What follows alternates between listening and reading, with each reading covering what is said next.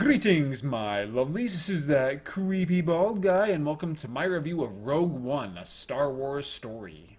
Before I begin, I should point out that I've been wary of this project since it was first publicly announced, as I don't like the idea of Star Wars appearing on a yearly basis. Both The Phantom Menace and The Force Awakens had the perfect amount of hype building up to their releases because they made us wait years for them. A Marvel Cinematic Universe-esque distribution formula will only water down its name value, if not now, then later. But currently, this doesn't matter too much because I really liked the movie, even more so than The Force Awakens. Although I also have to admit that the flaws give me some pause, making me wonder if the critic in my brain simply can't concentrate over the sounds of my inner fanboy squeeing.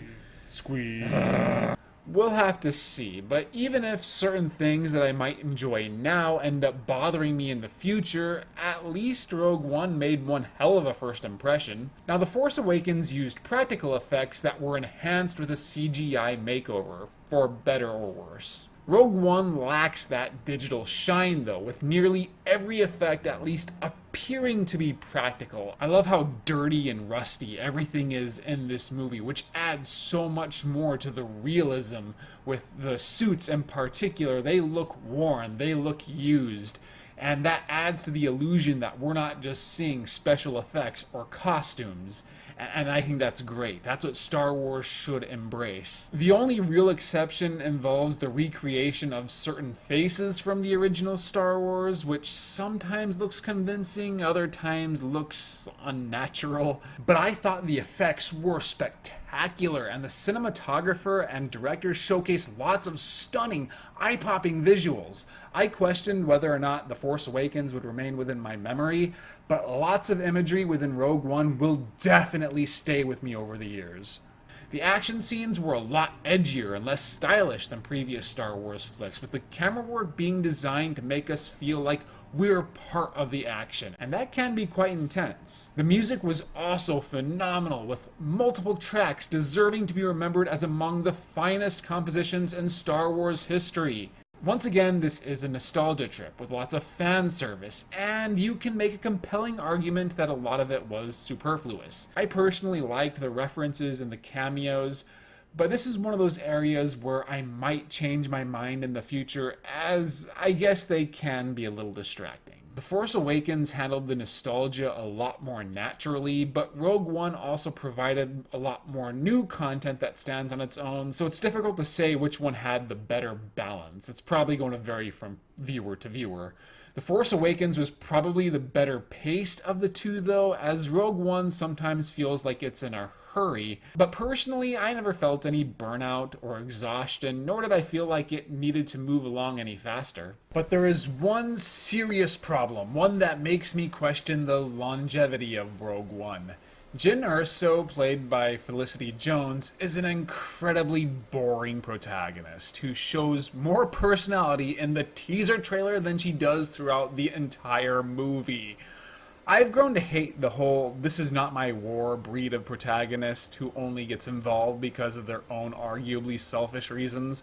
When she's called out on this, she takes the piss out of those accusations without ever really acknowledging or denying this apparent personal weakness, so that really kind of annoyed me. She has no chemistry with anyone, and her final scene with Diego Luna's Cassian made me wonder what their relationship was supposed to be. They don't bond enough for it to be platonic, distrusting each other throughout the majority of the film, and I never noticed any sexual or romantic tension between the two. Did their interactions get cut in favor of more action scenes? Maybe. But I couldn't make a connection to her at all. She doesn't even work as an audience avatar. I would have rather the story follow any one of the supporting cast members, as they had more intriguing dilemmas, personalities, and developments.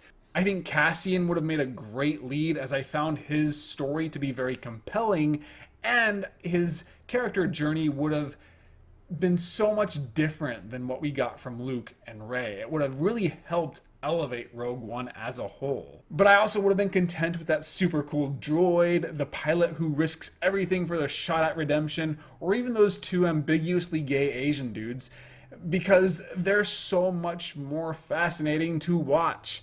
Felicity Jones' acting is fine. I'm not blaming her, but the character is just dull. But still, Rogue One, a Star Wars story, was incredibly entertaining regardless of this, and I loved what I liked about it. Right now, I'm going to rate it a 7.5 out of 10.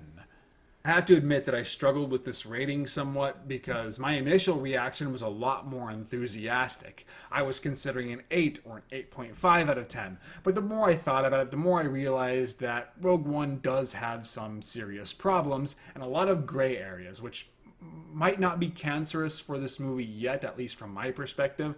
But given time, once my inner fanboy calms down, I might see them as genuine flaws. So we'll have to see, at least until I watch this again.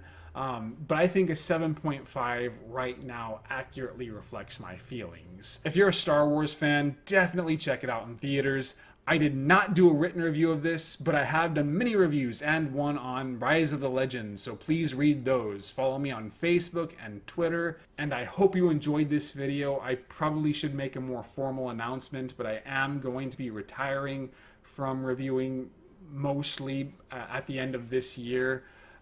So if you weren't aware of that, hopefully now you are. I'll explain why in detail later on. And I shall see you guys later.